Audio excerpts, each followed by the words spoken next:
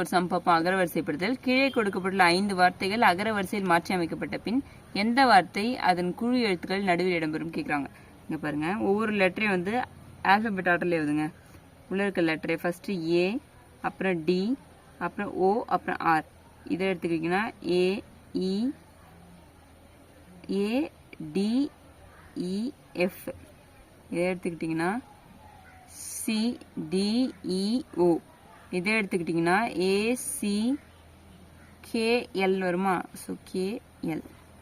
இதை எடுத்துக்கிட்டிங்கன்னா இஇஎம்டின்னு வரும்.